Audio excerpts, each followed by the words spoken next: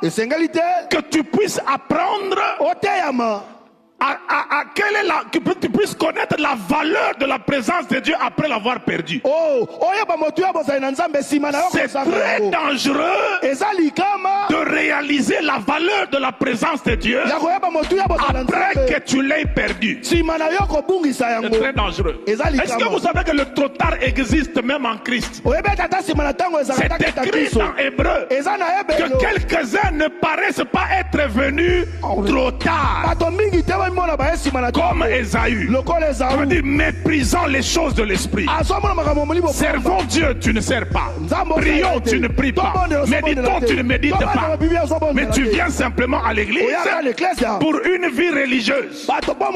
Qu'est-ce que Dieu trouve comme bénéfice de t'avoir amené en Christ?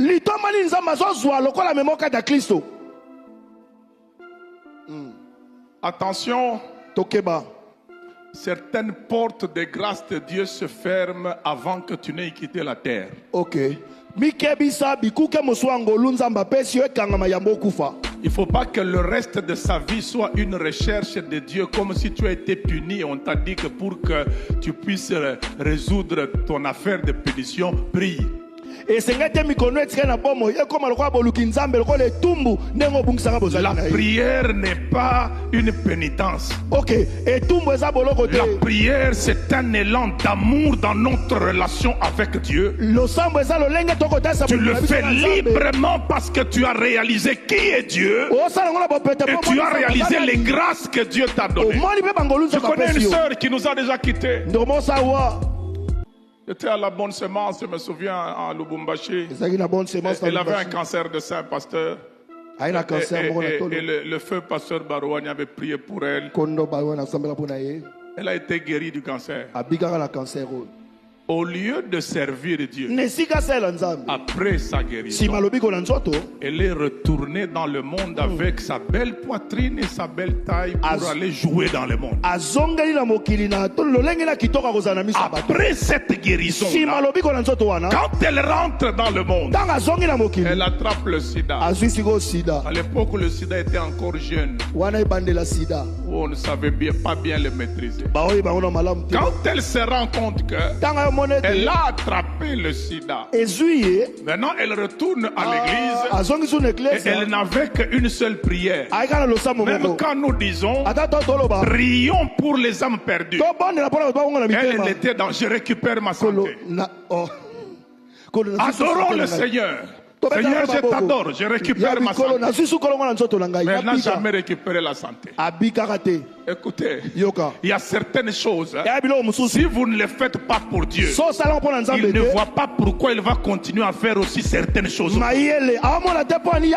vous a certes sauvé par grâce, mais votre destinée terrestre est liée aussi à votre soif de lui montrer que vous avez compris qu'il vous a sauvé par grâce. Merci. C'est pour ça que quand vous regardez la manière dont Jésus a été traité lorsqu'il entre dans le monde, Jésus a été placé sous un régime de grâce durci. Adam est né grand sans avoir fait l'expérience d'être bébé. Il est né adulte. C'était très beau, hein, d'entrer sur la terre sans avoir été enfant. Mais pour Jésus, il fallait accepter de devenir bébé dans le sein d'une femme. Regardez comment ça n'a pas été facile pour celui qui nous a amené la grâce. Ça n'a pas été facile pour lui. Il est entré dans le monde à partir de la matrice d'une vierge. Adam qui ne priait pas, voyez Dieu lui parler, voyez Dieu venir l'entraîner à nommer les animaux et tout ça sans qu'il n'ait prié. Mais quand Jésus a prié 40 jours, 40 nuits, Dieu n'est pas venu, c'est Satan qui vient. Ça veut dire celui qui nous a apporté la grâce n'a pas eu facile. Raison pour laquelle, même si la grâce est gratuite, mais la prise de la grâce exige la soif.